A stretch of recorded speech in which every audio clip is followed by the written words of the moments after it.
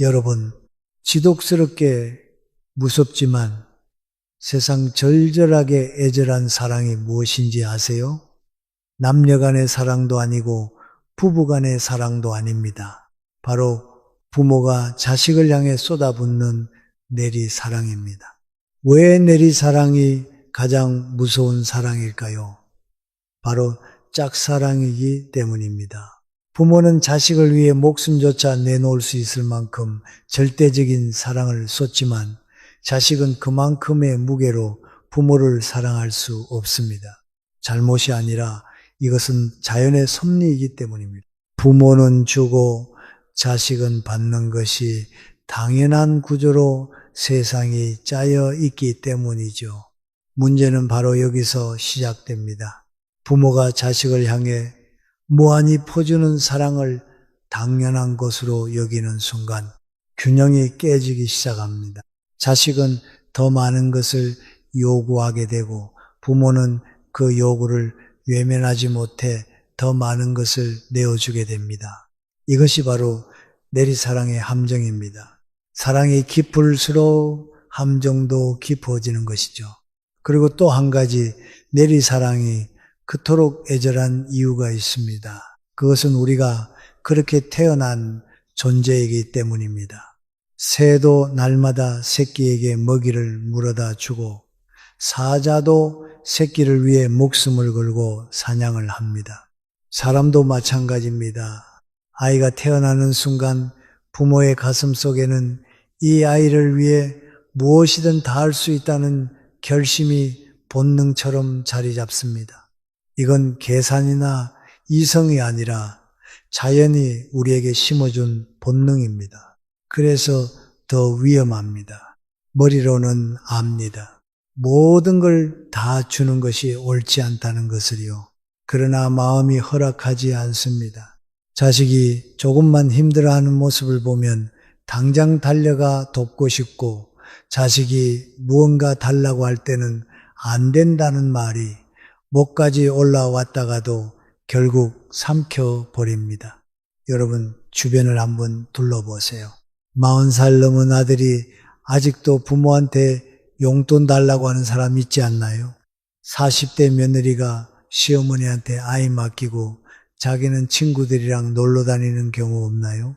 70이 넘은 할아버지가 아들의 사업 자금을 대준다며 평생 모은 노후 자금을 한순간에 내어주고 있지는 않습니까? 이런 모습을 보면 어떤 생각이 드세요? 참 안타깝습니다. 그런데 더 안타까운 건 자식들이 이 모든 걸 몰라준다는 거예요. 부모가 얼마나 희생하고 있는지, 얼마나 힘든지 전혀 모르고 있어요. 오히려 당연하다고 생각하죠. 내가 힘들게 번 돈인데 내 자식 주는 게 뭐가 잘못이야. 이렇게 말하는 분들 많습니다. 맞습니다. 부모 마음이란 자식에게 좋은 것만 주고 싶은 게 인지상정이지요. 그러나 그 마음 속에는 큰 함정이 숨어 있습니다. 좋은 것을 무작정 주는 게 과연 진짜 좋은 것일까요? 늙어서까지 자식이 달라는 대로 다 들어주는 게 과연 참된 사랑일까요? 아니면 그것이 오히려 자식을 망치는 길은 아닐까요? 생각해 보세요. 농부가 화분에 물을 줄 때 매일 듬뿍 준다고 해서 꽃이 잘 자라지는 않습니다. 오히려 뿌리가 썩어 죽어버리죠. 적당히 목말라야 뿌리가 깊이 내려가고 꽃이 스스로 강해집니다. 자식도 마찬가지입니다. 사랑을 너무 많이, 특히 잘못된 방식으로 주면 자식이 망가집니다. 그리고 한번 망가진 자식은 고치기가 정말 어렵습니다. 왜 그럴까요? 습관이 되어 버렸기 때문입니다. 받는 게 당연하다고 여기는 습관, 노력하지 않아도 누군가 대신 해결해 준다는 습관, 책임지지 않아도 된다는 습관, 이런 습관은 약으로도 못 고칩니다. 세상 어떤 의사가 와도 고치기 어렵습니다. 특히 나이 들어서 실수하는 경우가 많으세요. 젊었을 땐 엄격했던 부모도 나이가 들면 자식에게 더 너그러워집니다. 손주가 귀엽다고 자식이 안쓰럽다고 마음이 풀려버리는 것이죠. 그러나 그 마음이 때로는 독이 됩니다. 늙어서 베푸는 사랑이 오히려 자식을 더 망칠 수 있다는 겁니다. 그래서 오늘 정말 중요한 얘기를 해드릴 겁니다. 특히 나이 드신 분들이 자식에게 절대로 함부로 주면 안 되는 3가지가 있습니다. 젊을 때는 몰라도 늙어서는 더욱더 조심해야 하는 것들입니다. 이걸 잘못 주면 자식이 어떻게 될까요? 신세가 되어도 부모 등에 업혀 사는 사람이 됩니다.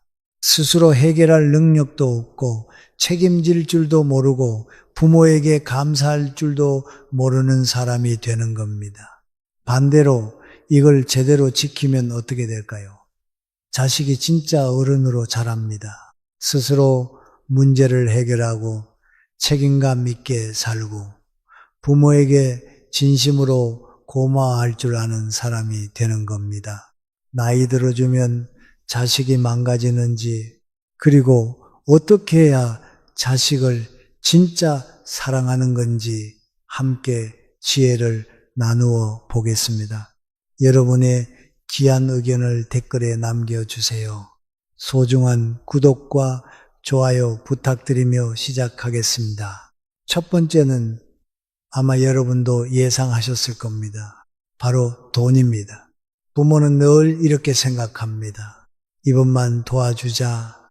아이가 지금 너무 힘들다는데 어떻게 안 도와줄 수 있겠어? 여러분도 다 경험해 보셨죠? 부모 마음이란 게 그렇습니다.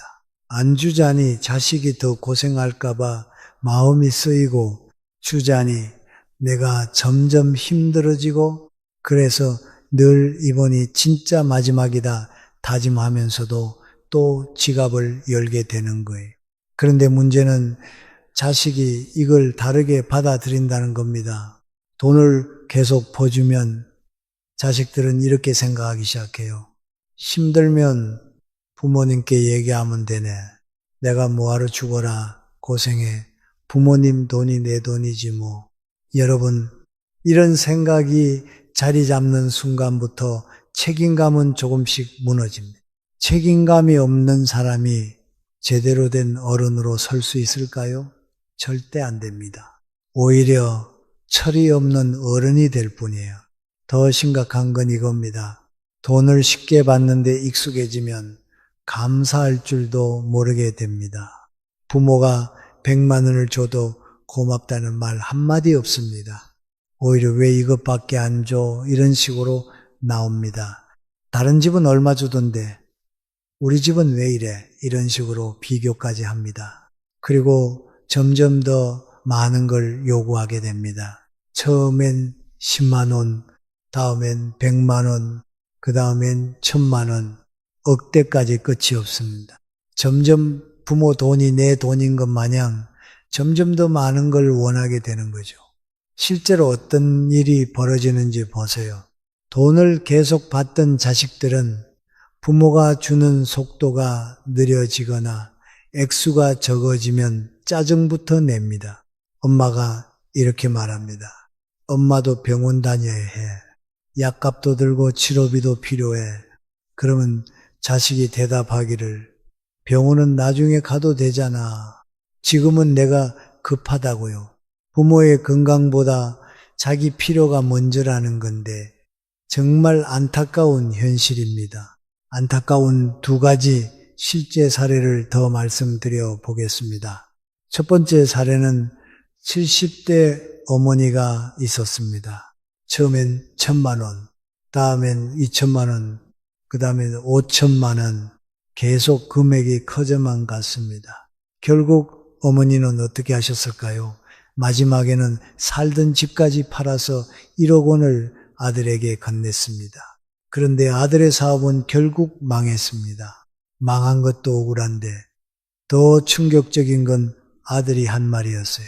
엄마 때문에 사업이 망했다고 했습니다. 돈을 충분히 안 줘서 제대로 못했다고 하더라고요. 2번째 사례는 60대 아버지가 있었는데 30대 딸이 이혼을 하고 아이 둘을 키운다고 하니까 안쓰러워서 매달 150만 원씩 용돈을 주기 시작했어요. 아버지 마음은 단순했죠. 우리 딸 힘든데 아빠가 도와줘야지. 그렇게 몇 년 동안 매달 꼬박꼬박 보냈습니다. 그런데 나중에 알고 보니까 충격적인 사실이 있었습니다. 딸이 그 돈으로 생활비를 쓴 게 아니라 명품백을 사고 미용실 다니는데 쓰고 있었던 거예요. 아버지가 그걸 알고 나서 이제는 안 되겠다. 돈 끊어야겠다 했습니다. 그러자 딸이 뭐라고 했을까요? 아빠가 약속을 어기는 거예요. 아이들 생각도 안 하세요. 자식의 짐을 덜어주려고 도와준 마음이 원망으로 돌아오는 순간 부모 마음은 찢어집니다. 이런 자식들의 특징을 보면 더 놀랍습니다. 첫째, 계획성이 전혀 없어요. 돈이 떨어지고 나서야 부모한테 연락합니다. 미리 계획을 세워서 절약하거나 부업을 알아보는 건 생각도 안 해요. 둘째, 책임감이 없어요. 자기가 만든 빚인데도 부모가 갚아주는 게 당연하다고 생각합니다. 실패했을 때도 자기 잘못이라고 인정하지 않아요. 셋째, 현실 감각이 떨어져요. 부모가 얼마나 힘든지, 노후 준비가 얼마나 중요한지 전혀 모릅니다. 부모 돈이 무한정 있다고 생각해요. 넷째, 감사할 줄 몰라요. 부모가 도와주는 걸 당연하게 여깁니다. 고맙다는 말도 잘 안 하고 오히려 더 많이 주지 않는다고 불만을 표현하기도 해요. 그런데 정말 안타까운 건 부모들이 이런 문제의 심각성을 모른다는 겁니다. 오히려 자식을 사랑하는 거라고 생각하십니다. 내 새끼가 힘들어하는데 어떻게 안 도와줘? 부모가 있는 이유가 뭐야? 자식 어려울 때 손잡아 주라고 있는 거지. 이렇게들 말씀하시죠. 또 이런 말씀도 자주 하십니다. 우리가 젊었을 땐 너무 고생했잖아. 애들은 그런 고생 안 하고 좀 편하게 살았으면 좋겠어. 부모가 살아있을 때 뭘 좀 줘야지. 죽고 나서 주면 뭐하나. 돈이 있을 때 써야지. 언제 쓰겠어. 애들이 힘든데 나 혼자 아껴서 뭐해. 여러분, 부모 마음으로는 정말 충분히 이해가 됩니다. 부모니까 그렇게 생각할 수밖에 없죠. 하지만 결과는 어떻습니까?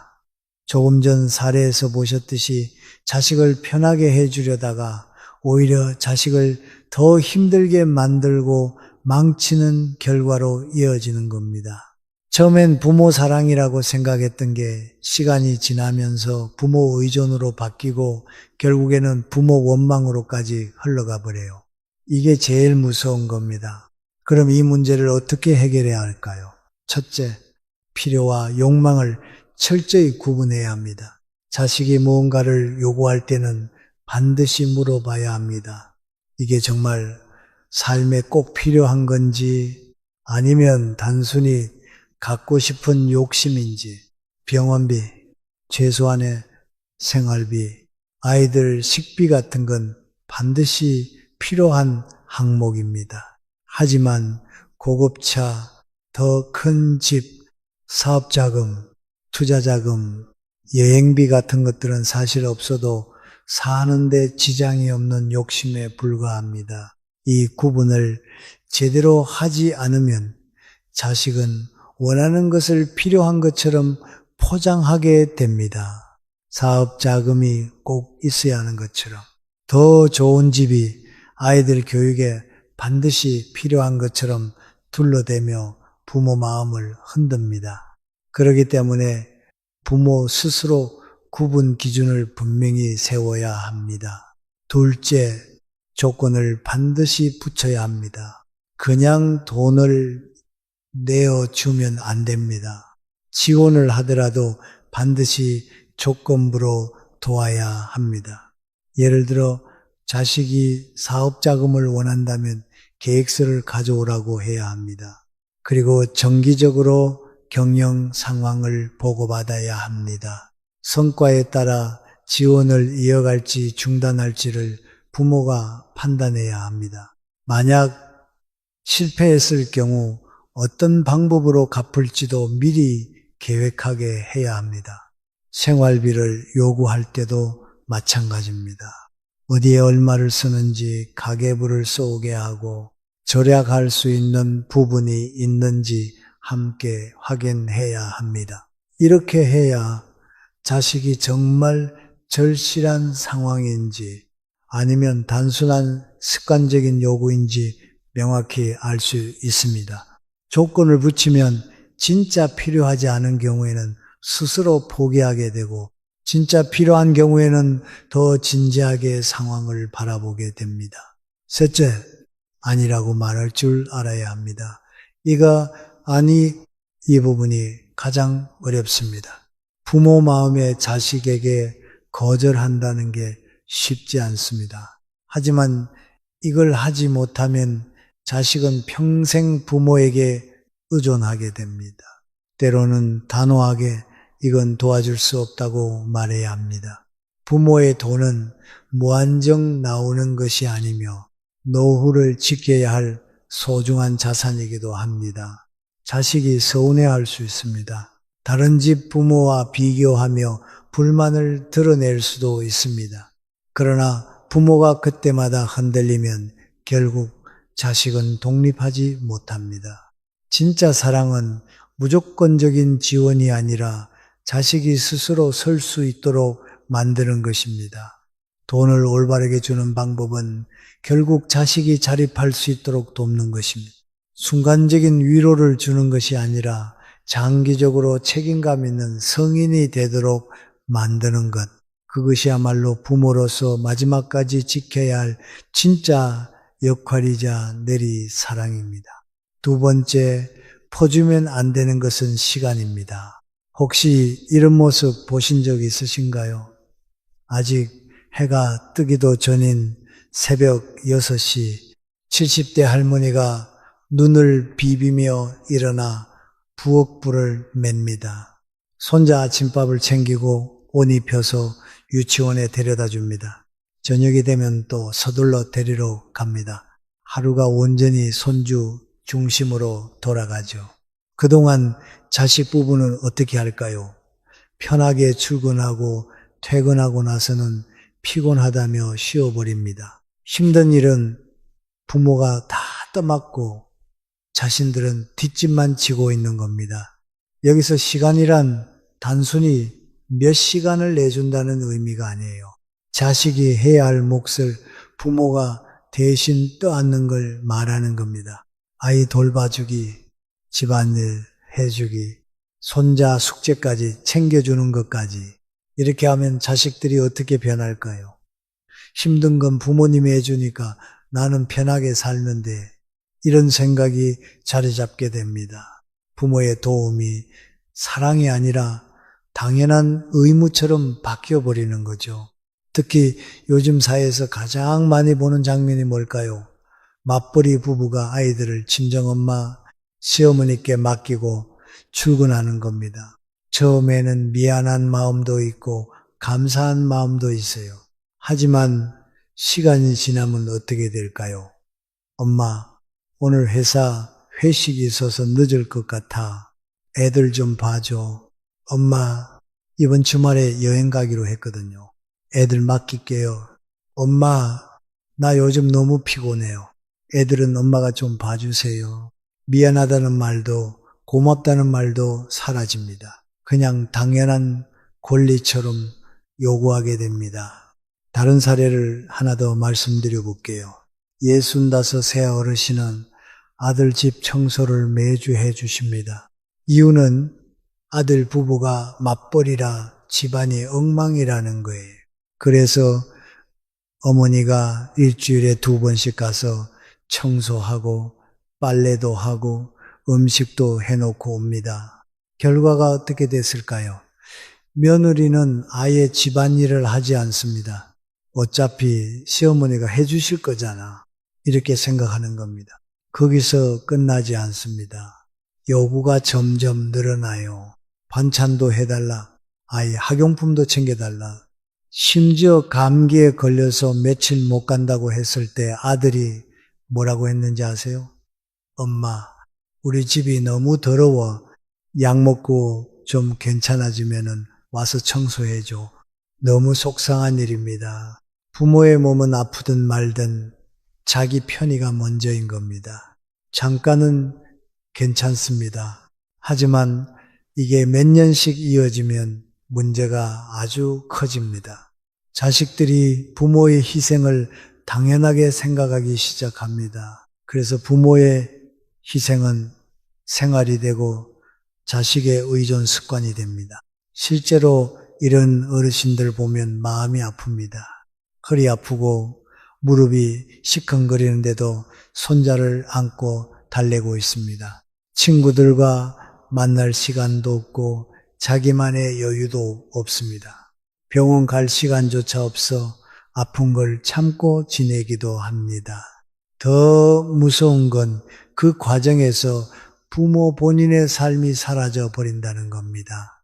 건강 관리도 소홀해지고 취미 생활도 못하고 인간관계도 끊어집니다. 결국 내 인생을 포기한 자식의 삶을 대신 살아주는 꼴이 됩니다.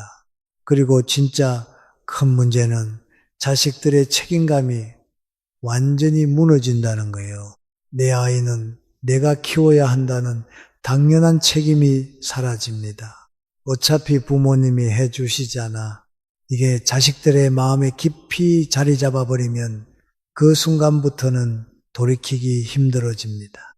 결국 시간도 돈과 마찬가지입니다. 한번 퍼주기 시작하면 끝이 없습니다. 그리고 되돌리기는 더 어렵습니다. 그럼 이 문제를 어떻게 해결해야 할까요? 답은 간단합니다. 시간에도 경계선을 정하는 것입니다. 돈에 한계가 있듯이 우리의 시간에도 분명한 선이 있어야 합니다. 첫째, 도와줄 수 있는 시간과 안 되는 시간을 정확히 구분해야 합니다. 예를 들어서 주말에는 가능하지만 평일에는 안 된다. 혹은 오전에는 도와줄 수 있지만 오후는 안 된다. 이렇게 명확히 선을 그어야 합니다. 자식 입장에서는 처음엔 서운할 수 있습니다. 하지만 이렇게 정해두면 오히려 자식들도 헷갈리지 않고 부모도 지치지 않습니다. 경계가 분명해야 서로가 편해집니다. 둘째, 자식이 스스로 해야 할 일과 부모가 도와줄 일을 구분해야 합니다. 육아는 기본적으로 부모가 해야 할 몫입니다. 손주를 키우는 건 어디까지나 자식의 책임입니다. 할머니, 할아버지는 잠깐 도와주는 조력자일 뿐이지 전담자가 될 수는 없습니다. 집안 청소도 아이들 공부도 병원 가는 것도 마찬가지입니다. 원래는 자식이 감당해야 할 일인데 부모가 다 해주면 자식은 당연하게 여기고 책임을 잃게 됩니다. 셋째, 부모도 자신만의 시간이 필요하다는 걸 당당하게 말해야 합니다. 많은 부모님들이 나는 미안하지 뭐 하면서 끝내 들어주는데 그럴 필요가 없습니다.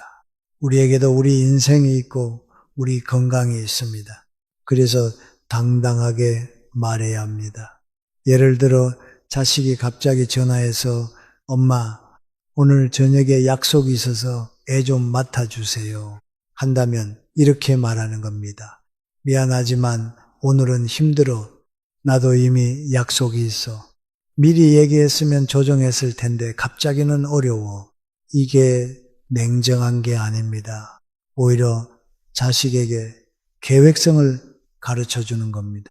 부모가 언제든지 빈틈 채워주는 사람이 아니고 스스로 일정과 책임을 조율해야 한다는 걸 배우게 하는 거죠.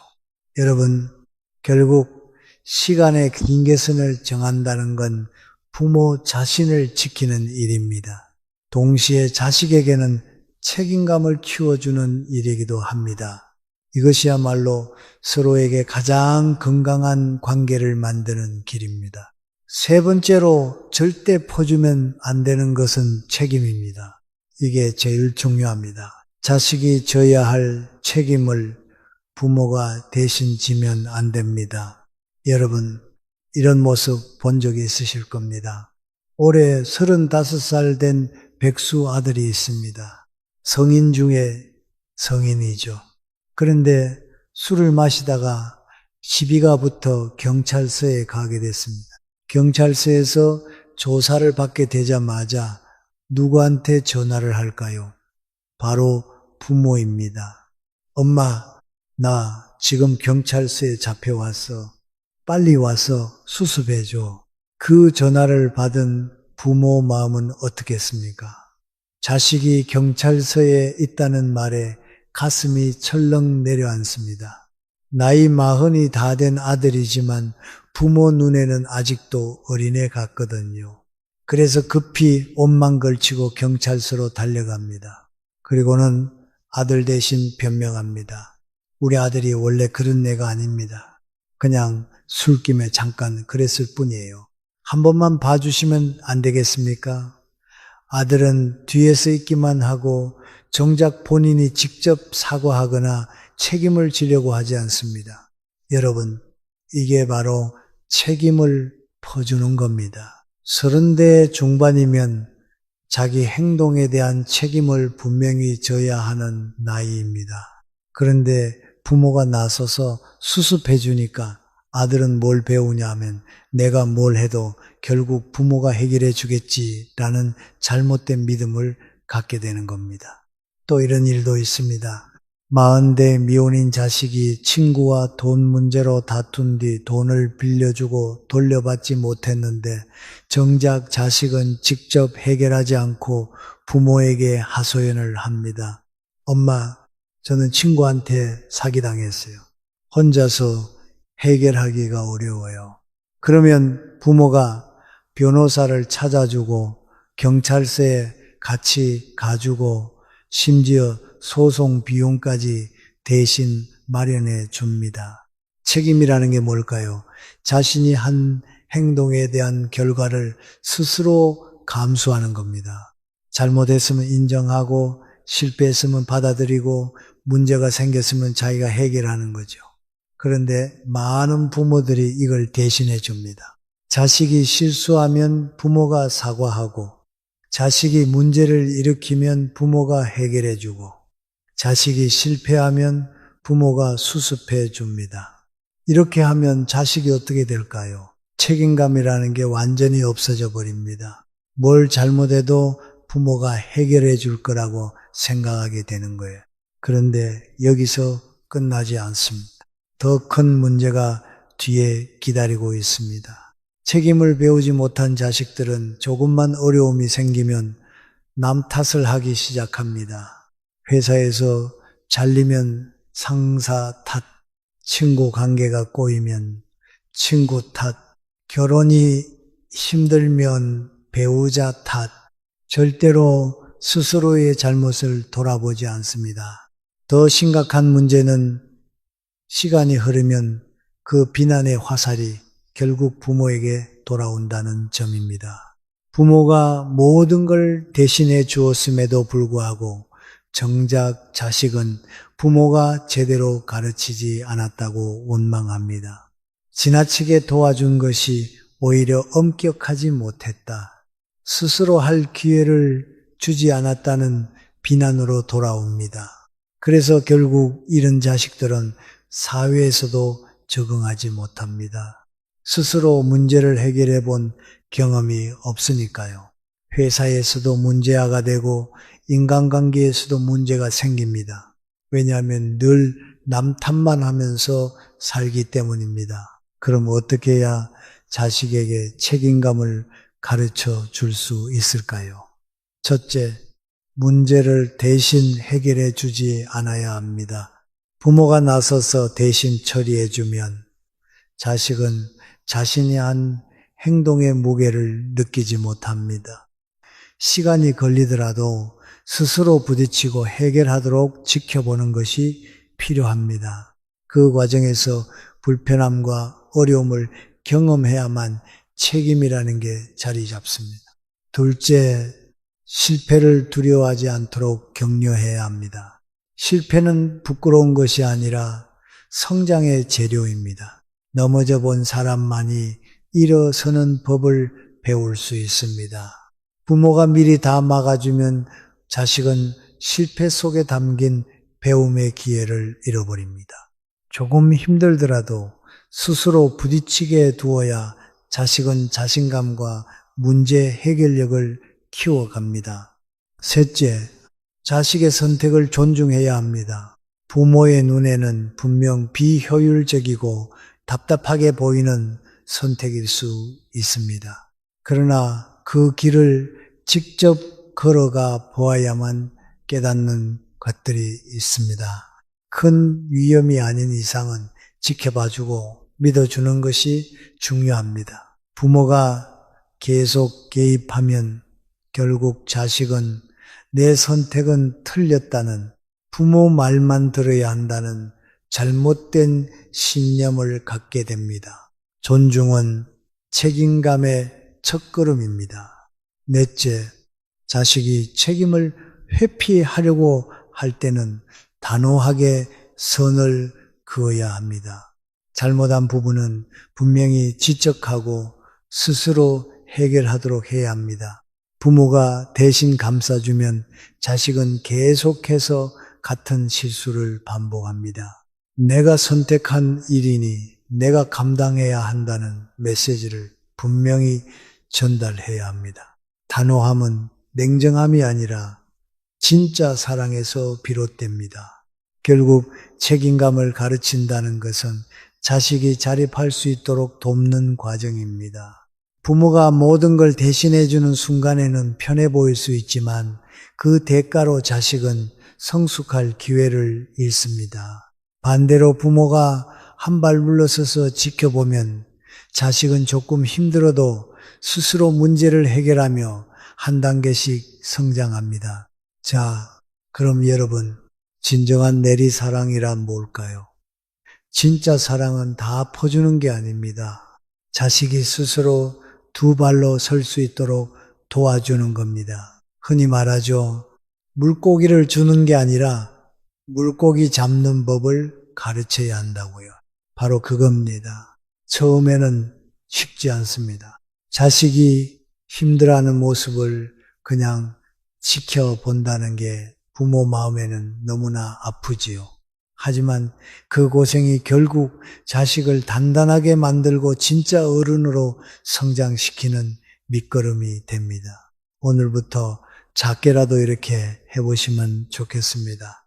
첫째, 자식이 뭔가를 요구할 때 바로 대답하지 마세요. 하루만 생각해보고 얘기하자라고 말하는 연습을 하세요. 즉석에서 그래, 알았다 하고 들어주는 순간 자식은 부모가 언제든지 자신을 해결해 줄 거라는 잘못된 신호를 받습니다. 하루만 늦춰도 자식은 스스로 한 번쯤 더 고민하게 됩니다. 둘째, 절대 자신의 노후 자금을 건드리지 마세요. 그 돈은 단순한 돈이 아닙니다. 나이 들어 여러분의 존엄을 지켜주는 마지막 방패입니다. 그 돈이 있어야 자식에게 당당할 수 있고 스스로 삶을 선택할 자유도 지킬 수 있습니다. 셋째, 이런 말을 입에 붙이세요. 너도 어른이니까 내가 결정해야 해. 부모도 준비해야 할 게 있어서 도와줄 수 없어. 정말 필요하다면 다른 방법을 찾아봐라. 이 말들이 처음에는 차갑게 들릴 수 있습니다. 하지만 사실은 가장 따뜻한 말입니다. 부모가 끝까지 자식의 인생을 책임질 수는 없습니다. 결국 자기가 스스로 감당해야 하는 게 인생이니까요. 자식에게 모든 걸 다 주는 게 사랑이 아닙니다. 자식이 스스로 설 수 있게 기다려주는 게 진짜 사랑입니다. 나이 들어서까지 자식에게 끌려다니며 호구가 되는 건 부모를 위해서도 자식을 위해서도 절대 좋은 일이 아닙니다. 부모가 현명한 선택을 해야 자식도 어른이 되고 부모도 품격 있는 노년을 살 수 있습니다.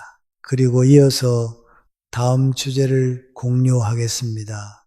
행복한 노후를 위해 이 6가지는 반드시 그만두세요. 60세 이후에 현명한 사람은 절대로 하지 않는 6가지 인생 습관. 도덕경에는 이런 말이 있습니다. 가득 차면 넘치고 비우면 채워진다. 이 짧은 한 문장 안에는 인생 후반부의 모든 지혜가 담겨 있습니다.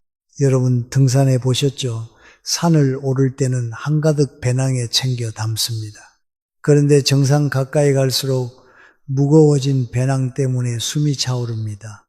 그때 현명한 등산객은 필요 없는 것들을 하나씩 덜어냅니다. 가벼워져야 정상에 오를 수 있으니까요. 인생도 똑같습니다. 젊었을 때는 이것저것 담아가며 올라갑니다. 경험도, 관계도, 재물도. 그런데 65세 이후 인생의 정상에 점점 가까이 왔을 때 여전히 그 무거운 짐을 다 지고 가려 하면 어떻게 될까요? 숨이 차고 다리가 후들거리고 한 걸음도 나아갈 수 없게 됩니다.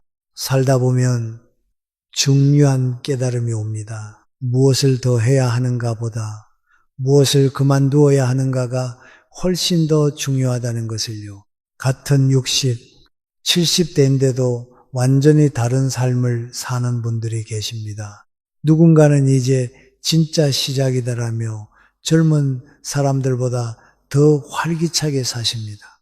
누군가는 이제 다 살았다라며 모든 걸 내려놓은 듯 무기력하게 하루를 보냅니다. 이 차이는 어디서 올까요?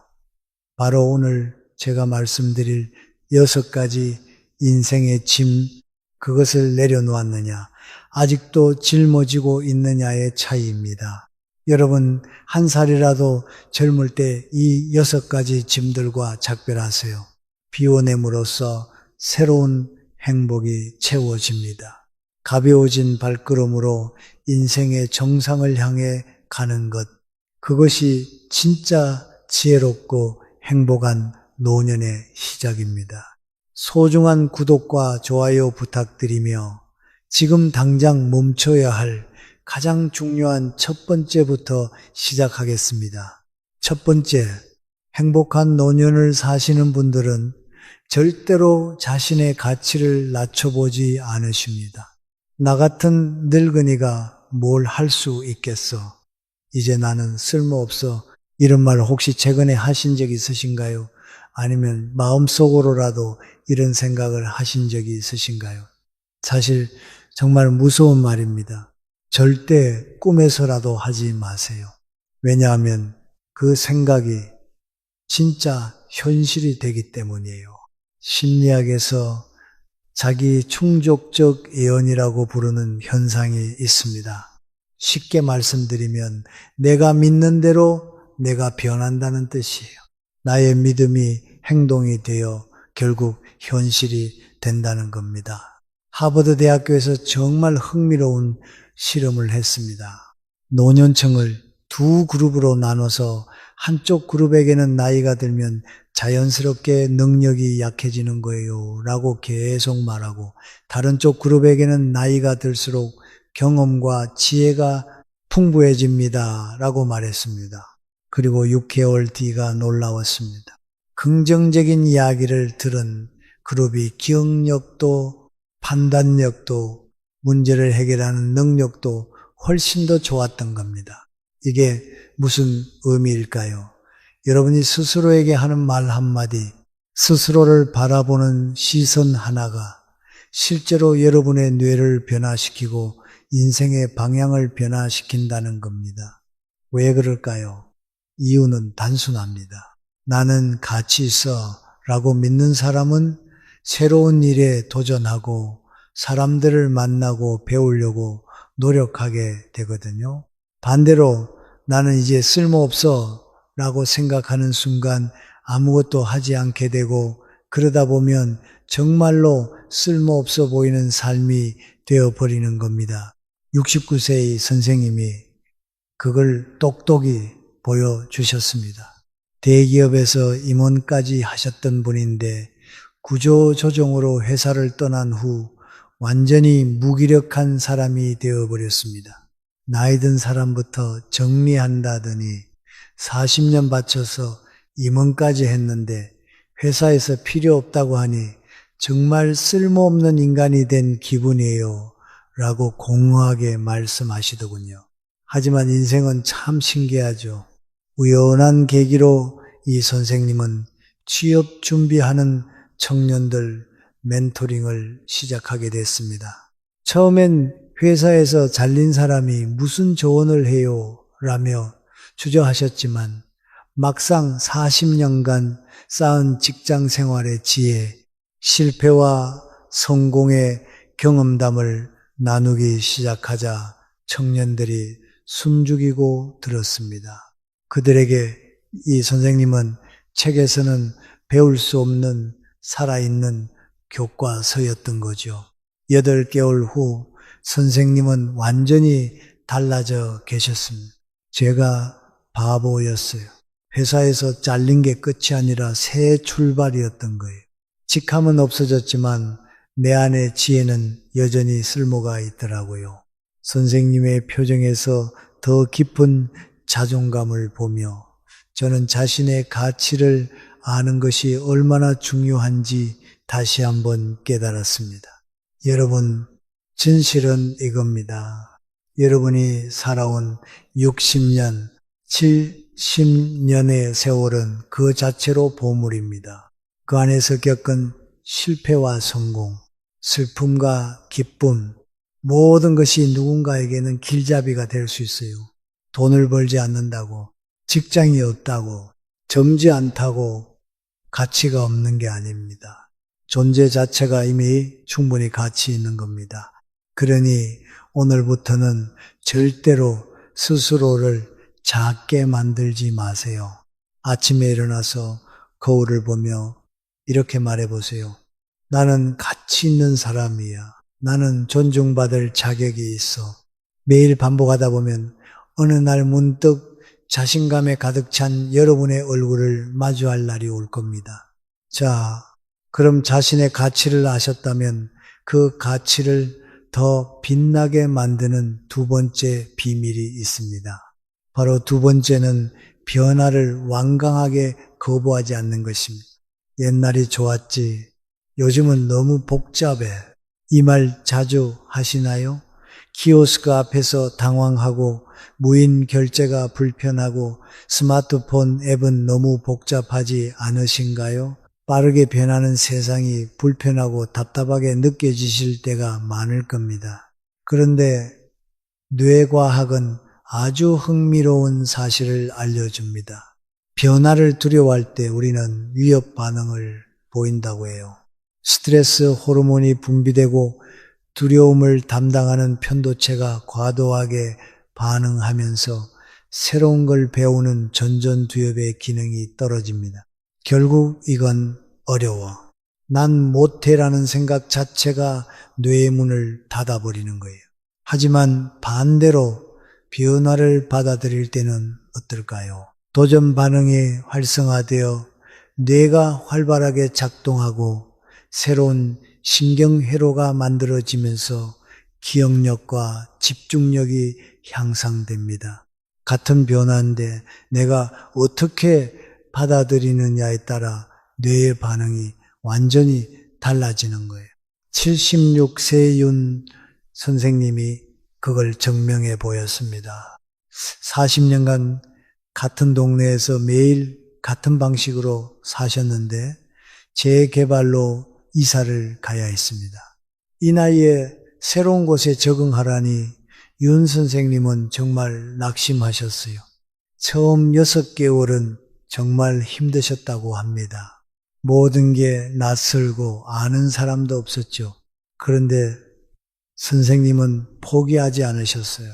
새 동네 복지관에 나가기 시작했고 스마트폰으로 지도 보는 법도 배우셨어요. 처음엔 서툴렀지만 점점 익숙해지셨어요. 1년 후 선생님은 놀라운 말씀을 하셨습니다. 사실 이 변화가 나한테 선물이었어요. 40년간 틀에 박힌 삶을 살다가 76세에 새로운 삶을 시작하게 됐으니까요. 머리도 더 맑아진 것 같아요. 실제로 인지기능검사 결과 선생님의 점수가 1년 전보다 향상되어 있었습니다. MIT 노화 연구소의 데이터도 이를 뒷받침해요. 65세 이후에도 새로운 환경에 적응하고 낯선 기술을 배우는 분들은 뇌가 더 활발했고, 반면 변화를 거부하고 익숙한 것만 고집한 분들은 뇌 기능이 빠르게 저하됐다고 합니다. 변화를 받아들인다는 건 내 신념이나 가치관을 버리라는 게 아니에요. 세상의 흐름을 이해하고 그 안에서 나에게 맞는 걸 선택할 줄 아는 지혜를 갖는 거예요. 오늘부터 이렇게 해보세요. 불편한 새로운 것이 나타났을 때 안 할 거야가 아니라 한번 해볼까라고 말해보세요. 그 작은 차이가 여러분의 노년의 삶을 훨씬 더 풍요롭고 빛나게 만들어줄 것입니다. 자, 그럼 변화를 받아들일 멋진 용기를 가지셨다면 가장 먼저 해야 할 것은 무엇일까요? 세 번째는 이제 늦어서라며 새로운 배움을 포기하지 않는 것입니다. 이 나이에 배워서 뭐에 써먹게 젊은 사람들이나 하는 거지. 이 말 속에는 사실 깊은 체념과 두려움이 숨어 있습니다. 하지만 놀랍게도 뇌과학은 이 체념이 완전히 틀렸다는 걸 증명했어요. 독일 막스 플랑크 연구소의 신경과학자들이 흥미로운 실험을 했습니다. 70대 참가자들에게 저글링, 즉 공을 던지고 받는 기술을 3개월간 배우게 했는데요. 연구전으로 뇌 MRI를 촬영해 보니 놀라운 변화가 관찰됐습니다. 참가자들의 뇌에서 새로운 신경 연결이 만들어지고 뇌의 회백질이 실제로 증가한 거예요. 즉 굳어있던 뇌가 다시 깨어난 거예요. 이 현상을 신경가소성이라고 합니다. 쉽게 말하면 뇌는 나이와 상관없이 계속 변화하고 성장할 수 있다는 거죠. 연구팀의 결론은 명확했습니다. 배움에는 나이 제한이 없다. 여러분, 혹시 모세 할머니를 아시나요? 76세에 그림을 시작해서 101세까지 100점이 넘는 작품을 남긴 미국의 화가입니다. 그분은 이렇게 말했어요. 인생은 우리가 만드는 거예요. 언제나 그랬고 앞으로도 그럴 겁니다. 70세 최 여사님의 이야기도 빼놓을 수 없습니다. 그분은 가난한 집안에서 태어나 학교도 제대로 못 다니셨고 글씨 쓰는 것도 서툴렀습니다. 그런데 67세가 되던 해 문득 이대로 더 나이 들면 평생 못 배우고 가는 거 아닐까 하는 두려움이 밀려오셨다고 해요. 그래서 복지관문에 창작방문을 두드리셨죠. 67세에 처음으로 시작한 진짜 나를 위한 공부였습니다. 처음엔 맞춤법도 서툴고 문장도 어색했습니다. 하지만 평생 못 배운 것을 이제 와서라는 체념 대신 지금부터 진짜 내 인생을 써보자라는 마음으로 하루도 빠짐없이 글을 쓰셨답니다. 1년 후 최 여사님의 시 한 편이 지역신문에 실렸습니다. 그때 하신 말씀이 제 마음에 깊이 남았습니다. 늦게 배운다고 부끄러운 게 아니라 안 배우는 게 부끄럽더라고요. 더 중요한 건 새로운 걸 배우는 과정에서 최 여사님의 표정이 완전히 달라졌다는 거예요. 어딘가로 나아가고 있다는 느낌, 발전하고 있다는 느낌, 그게 삶에 활력을 불어넣은 겁니다. 여러분 중에도 젊었을 때 하고 싶었던 것, 배우고 싶었던 게 있을 거예요. 지금도 늦지 않았습니다. 아니, 오히려 지금이 적기입니다. 왜냐고요? 이제는 성과를 내기 위해 배울 필요가 없으니까요. 순수하게 즐거움을 위해, 나 자신을 위해 배울 수 있는 특권이 생긴 거예요. 오늘부터 작은 것 하나만 시작해 보세요. 스마트폰 사용법, 유튜브에서 새로운 요리, 복지관 프로그램 참여하기, 무엇이든 중요한 건 잘하는 것이 아니라 시작하는 것입니다. 그런데 새로운 시작을 방해하는 가장 큰 적이 있습니다. 바로 과거에 대한 후회입니다. 네 번째는 과거의 일을 끊임없이 후회하며 살지 않는 것입니다. 그때 그렇게 했어야 했는데, 그때 그렇게 하지 말았어야 했는데, 자녀 문제, 사업 결정, 투자 실패, 배우자와의 관계, 60년 이상 살다 보면 크고 작은 후회거리가 한두 가지가 아닙니다. 후회 자체는 자연스러운 감정입니다. 하지만 문제는 그 후회를 얼마나 오래 붙들고 계시느냐는 거예요. 신경과학 연구에 따르면 과거를 후회할 때 우리 뇌에서는 실제로 그 일을 다시 경험하는 것과 똑같은 스트레스 호르몬이 분비된다고 합니다. 즉 30년 전 일을 후회하는 순간 여러분의 몸은 30년 전의 스트레스를 지금 다시 겪고 있는 거예요. 하루에 10번 후회하면 하루에 10번 그 고통을 반복하는 겁니다. 어느 날 제가 참여하게 된 용서와 치유 프로그램에 70일 세박 선생님이 오셨습니다. 신청서를 보니 상담 희망 사유란에 이렇게 쓰여 있었습니다. 과거가 자꾸 떠올라서 밤에 잠을 못 잡니다. 첫 상담에서 박 선생님은 쉬지 않고 말씀하셨어요. 딸 대학 공부 못 시킨 일, 아들 결혼 반대한 일, 동생과 재산 문제로 등을 돌린 일, 모든 문장이 그때 내가 그렇게만 안 했더라면으로 끝났습니다.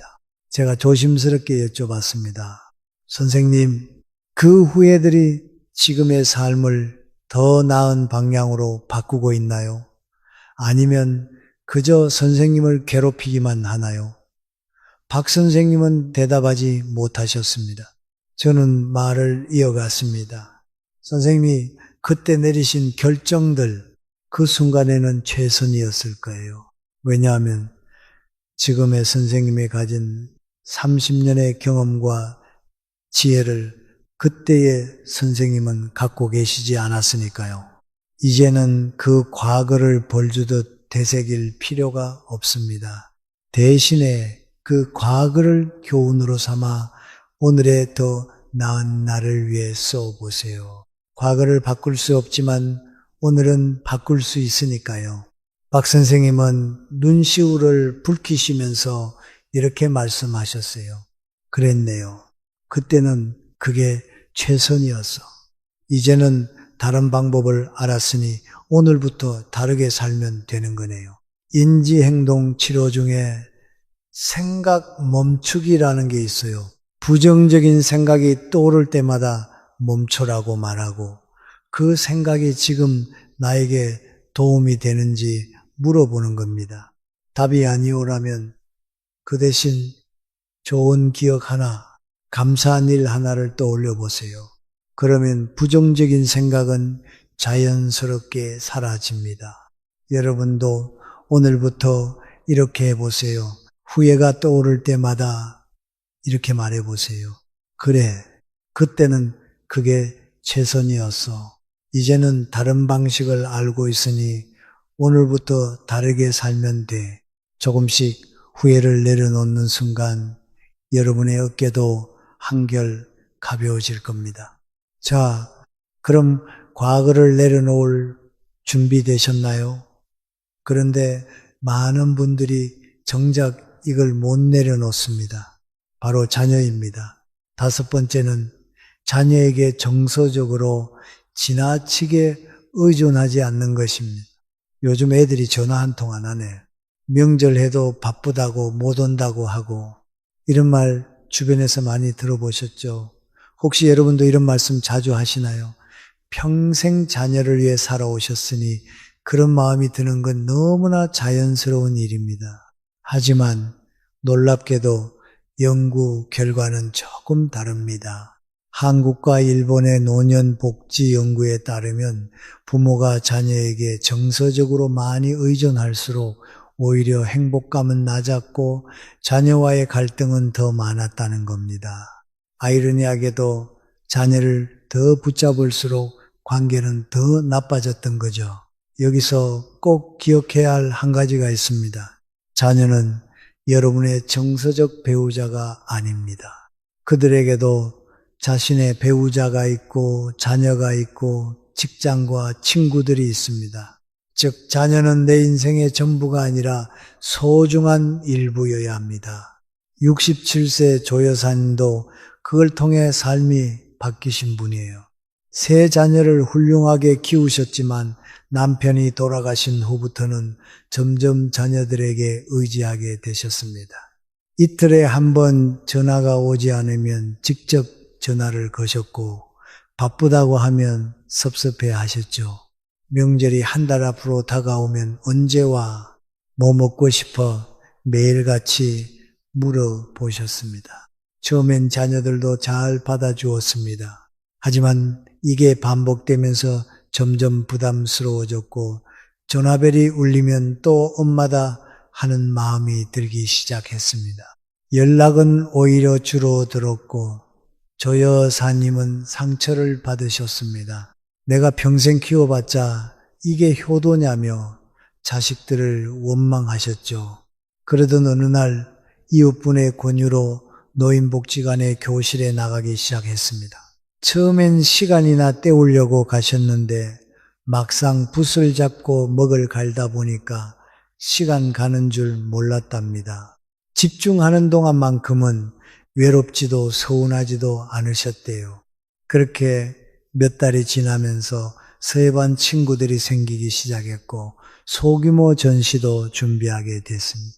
여사님의 하루가 점점 바빠지고 풍요로워지면서 신기한 일이 벌어졌습니다. 자녀들에게 전화할 일이 자연스럽게 줄어든 겁니다. 그런데 이상하죠. 그때부터 자녀들이 먼저 전화를 하기 시작한 겁니다. 엄마, 요즘 뭐 하세요? 엄마, 서예 전시는 언제예요? 그때 여사님이 웃으며 하신 말씀이 잊히지 않습니다. 내가 외로워서 전화할 때는 애들이 부담스러워 하더니 내가 바쁘니까 오히려 먼저 찾더라고요. 행복한 노년을 사시는 분들의 비밀이 바로 이겁니다.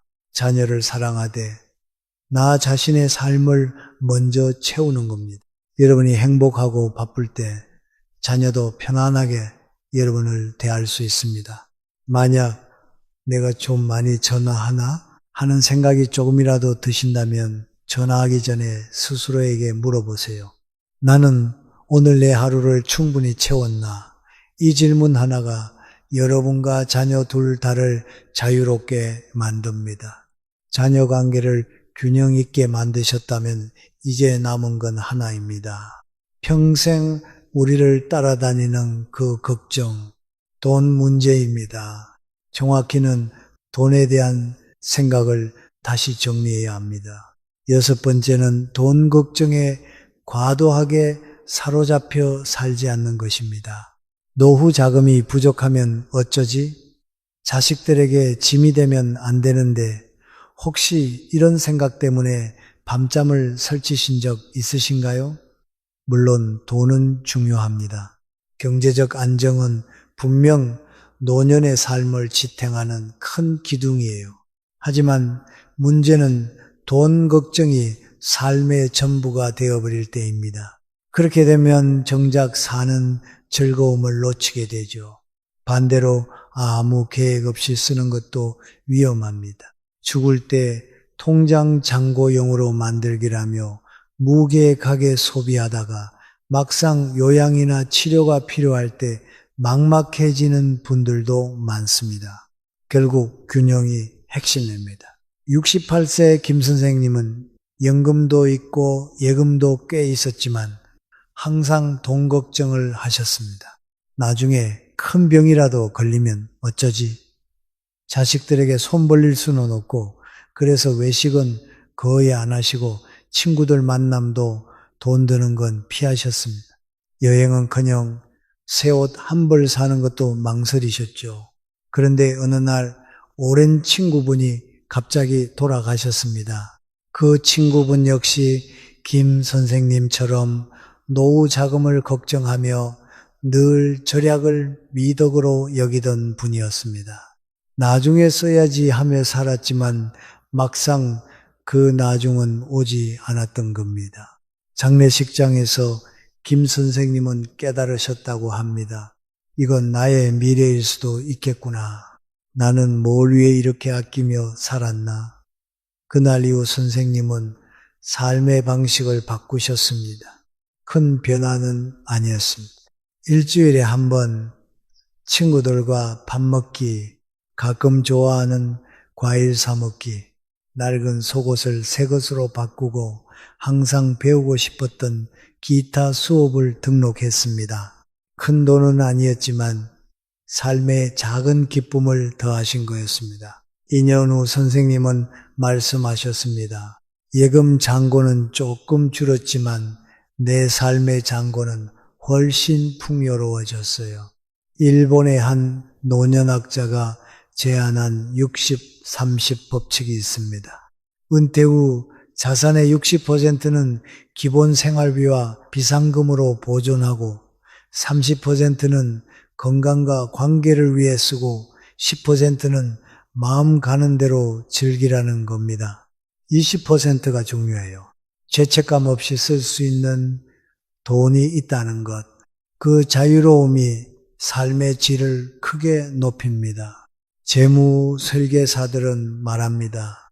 60세 이후 가장 현명한 재무 계획은 적절한 지출이다. 너무 아끼지도 너무 쓰지도 않는 균형. 그 균형 속에서 돈은 걱정의 대상이 아니라 삶을 지탱해주는 든든한 친구가 됩니다. 이제 여러분께 중요한 질문 하나 드리겠습니다. 여러분께 남은 시간은 얼마나 될까요? 10년, 20년, 30년? 정확히는 모르지만 한 가지는 확실합니다. 지금 이 순간이 여러분 인생에서 가장 젊은 순간이라는 것입니다. 그렇다면 이 귀한 시간을 어떻게 보내실 건가요? 여전히 30년 전 후회를 붙들고 자식 걱정에 밤잠 설치고 이제 늦었다며 포기하며 보내실 건가요? 아니면 가볍고 자유롭게 진짜 행복을 누리며 보내실 건가요? 여러분, 늦은 나이는 없습니다. 다만 늦었다고 믿는 마음만 있을 뿐입니다. 여러분의 남은 날들이 지나온 날들보다 더 빛나기를, 더 지혜롭기를, 더 행복하기를 진심으로 응원합니다. 시청해 주셔서 감사합니다.